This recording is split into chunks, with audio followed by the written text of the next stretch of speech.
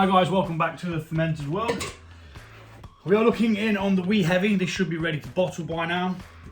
It's been in there a lot longer. It's still giving off pressure, but last time we checked this, where were we at? Wasn't it around the 12 mark? Or was it 10? Or like a numpty, did I not write it down? I thought I had. Was it before the...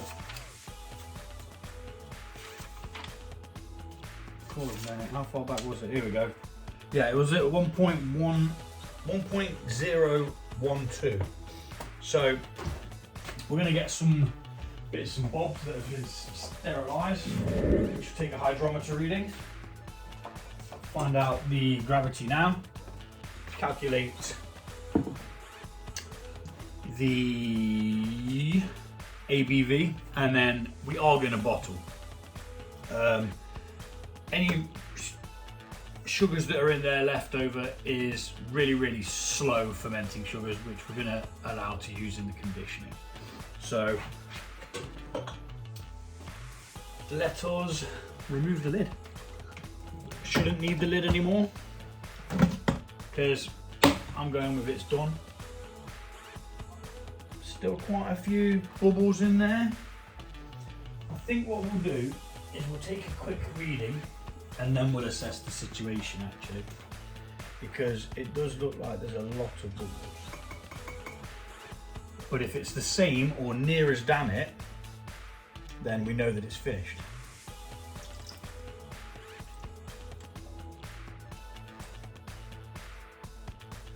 When we first did a hydrometer, I was actually surprised how high up it was. It was actually 22, which is a crazy amount of sugar to be left in.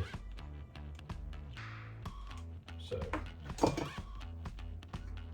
pop that on there a sec, and let's have a look what we have got. So it's actually gone down to 6, so it's fermented another 6 of itself. So yeah, I'm going to say it's done. I'm going to go with done. I'll pour that into a bottle separately. Yeah, so we're going to bottle this.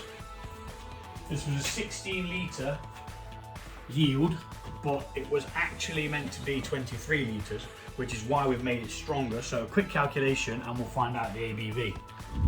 Yep, so quickly check that using the app calculator, and yeah, 7.3 is where we're at. It's nice enough, it's strong enough. Wee heavies are normally quite a little bit stronger, and all I've done really is I've taken a liquid malt extract kit, which was a Scottish ale called a winter warmer. I've reduced the water content, making it stronger, and I've also added, what else was it that I added? Spray malt. So it had 1.25, so 1,250 grams of brewing sugar. Then it had 500 grams of spray malt, which is added to its colour. It's given more sugars to it, but it leaves some like slow fermenting behind, which the Kvike yeast, or Kvik, whatever it's called, seems to be going through. So we need to get it bottled so that it can condition and carbonate. So that is what we're going to do. We are going to move over to down here and we're going to get bottled in this. We've got our bottles here already sterilised and washed, not necessarily in that order. Line ourselves up a couple. I'll do a few so you can see, and then we will just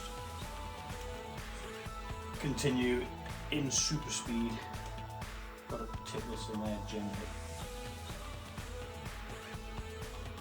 You didn't want to waste that.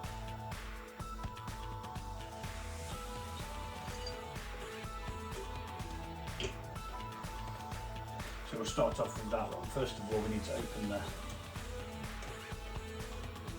jobby and get some beer flowing.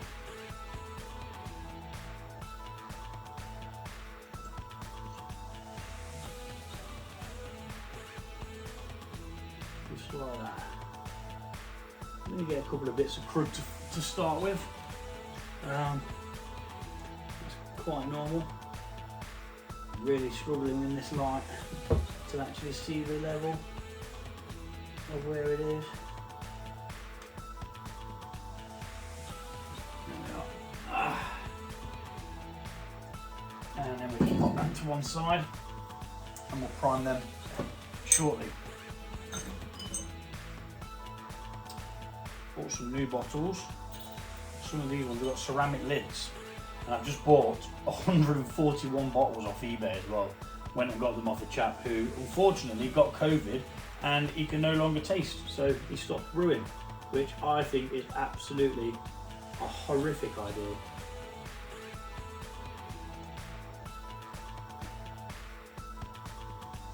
Now what's stopping this from coming through? I think we've got some nasties in the bloody. We've got blockage. That is not good. That is extremely not good. And rather annoying because, first of all, let's turn the tap off so no more is going to come out. Oh. What we're going to have to do is we have to remove this and clean it. I'm not sure what it is that's clagged it up, but it's big enough to cause a problem. That we know. So, yeah, let's sort that out. Okay, so we've rinsed it out with some hot water because I'm not about to set up a whole new sterilising batch.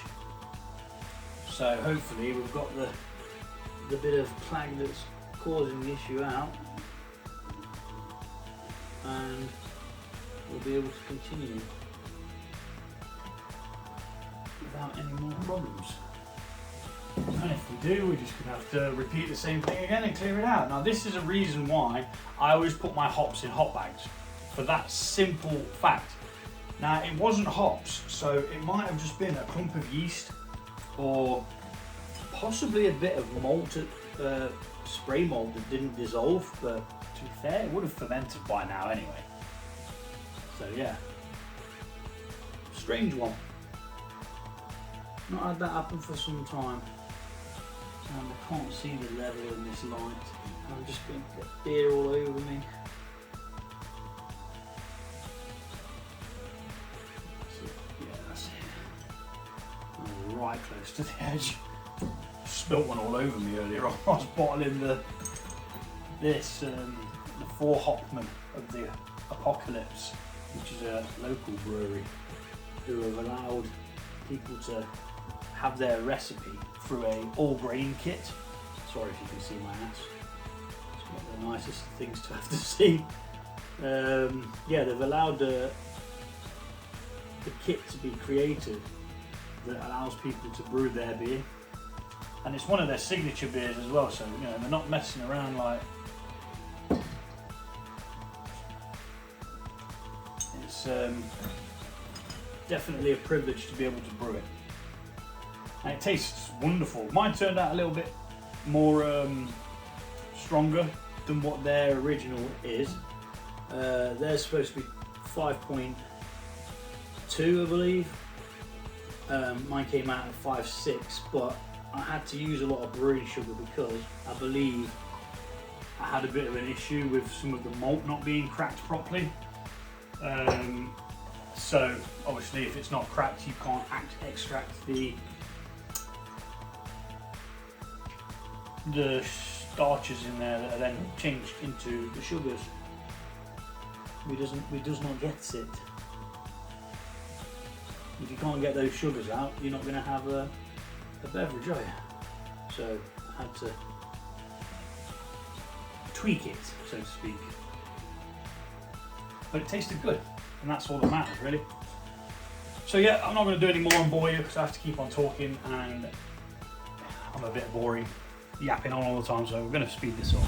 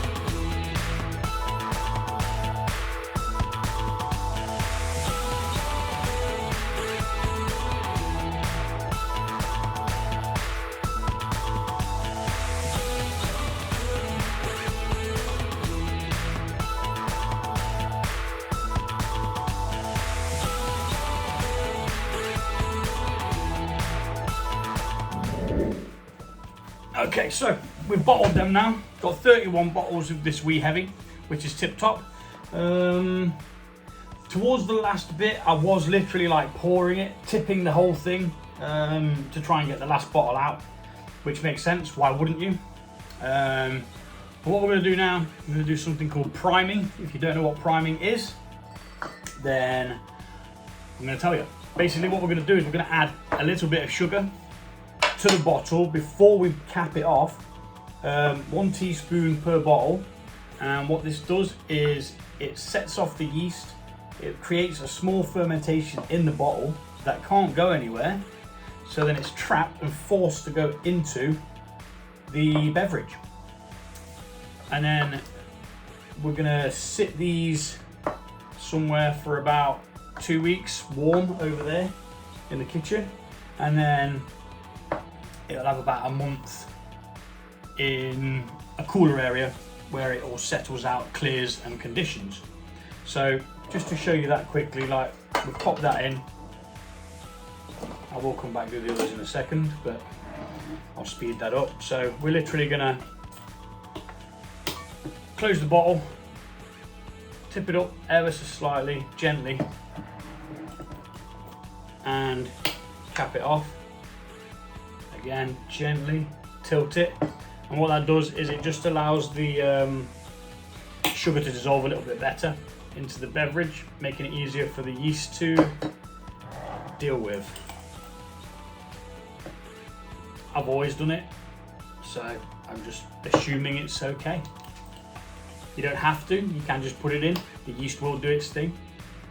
And that's that. We're going to do the rest of these now, sped up, and that'll be the end of the video. So let's get it on.